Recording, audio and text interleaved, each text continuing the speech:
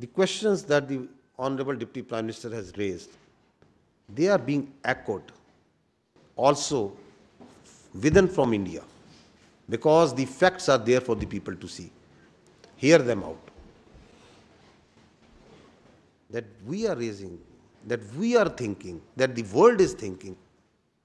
The most loud voice, in fact, is coming inside from India. The people who are seeing and watching what's happening. Now, if you go to the next slide, is it first time that it's happening? No. There is a litany of using terror incidents for political ends.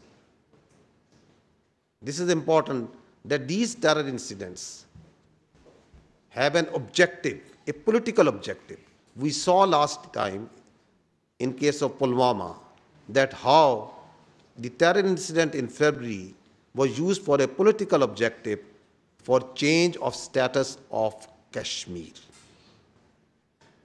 And we are seeing now that a terror incident, that an incident that happened in Pahelgam is being used for the purpose of Indus Water Treaty, for distracting the Pakistan's continuous and very hardly fought and won war on the terrorism, the CT effort of Pakistan, and the efforts, the successful efforts for reviving the economy. And there is a list of these incidents. I'll just give you examples of 2 incidents. If you go on the next slide, so the history speaks for itself, that what happened in the Chatti Singhpura 2000, exactly 25 years ago. After a quarter of a century, it's the same playbook being repeated again and again. Using incidents like Pahelgam, like Chatti Singhpura, like Pulwama for political objectives. If you see, the history also tells us what was actually Pulwama. Please listen carefully to the then governor of the Indian illegally occupied Jammu and Kashmir. Now, there is another important fact that needs to be considered in the situation that the region is facing today, and that is the phenomenon of the fake encounters using the illegally held Pakistani prisoners in India. We have the reports, we have the information that hundreds of Pakistanis being held by the Indians in different jails and locations are used and fake encounters projected as terrorists and infiltrators. I'll give you just few examples. This boy, Zia Mustafa, he was a minor in October 2013. He was taken in custody while he inadvertently crossed, shot down in a fake encounter on 14th October 2021. Listen to this story as told by his family.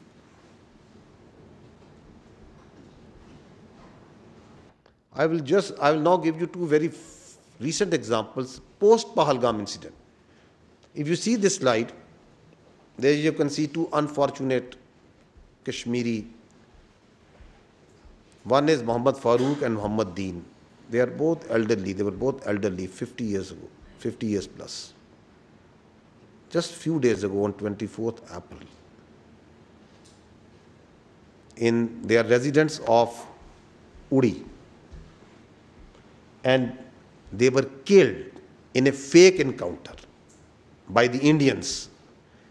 If you see the dead bodies, that the Indians showed that they are infiltrators. The Muhammad Farooq, he is wearing joggers. His clothes are absolutely clean.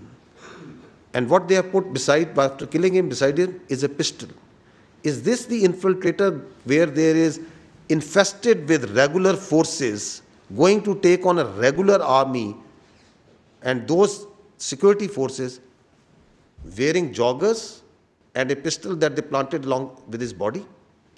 On the other side, look at the shoes. He's wearing Mukeshan, shining shoes.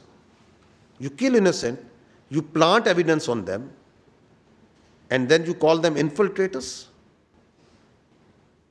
And what are these village people telling? That are they terrorists? Are they infiltrators? Listen to them. This is what they are trying to fabricate even after post-Pahelgam, that the Pakistan is sending infiltrators and terrorists. You kill innocent people yourself. You plant weapons, and then you claim them as infiltrators. You claim them that the Pakistani security forces have sent them.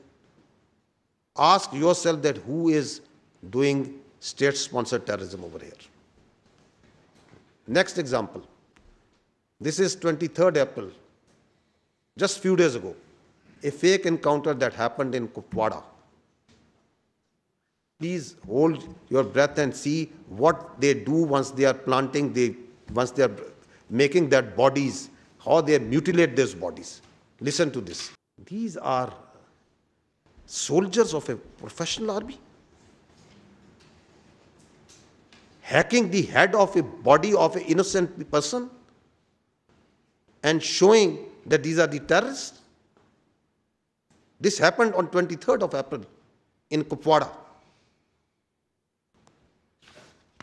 And that's why, if you go to the next slide, once you keep on seeing on the Indian media and their so-called evidence that this person has been found and this person has been found, from where are these persons coming?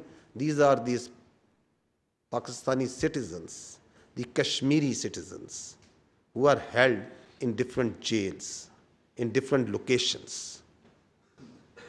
Like that poor boy Zia Mustafa and many other incidents that are on record, who are brought out of the jails, killed in fake encounters, tortured, forced to give confessional statements, posed as terrorists.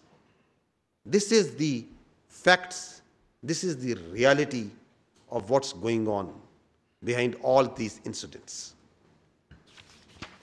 Next, I would like to say few words and take a few minutes on the state-sponsored, the Indian-sponsored and abetted terrorism in Pakistan. So these were the leaders of multiple terrorist groups operating in Balochistan, who, having after surrendered, are revealing in detail that how they were funded, they were helped, and how their sponsorship was done by India. In the next slide, you can see a terrorist operating and sponsored by India, Aslam Achu, in Indian hospital, and an Indian provided passport of Afghanistan office. In next slide, you can see that once the Jafar Express happened, the internationally recognized terrorist organization BLA, his spokesperson, where was he sitting?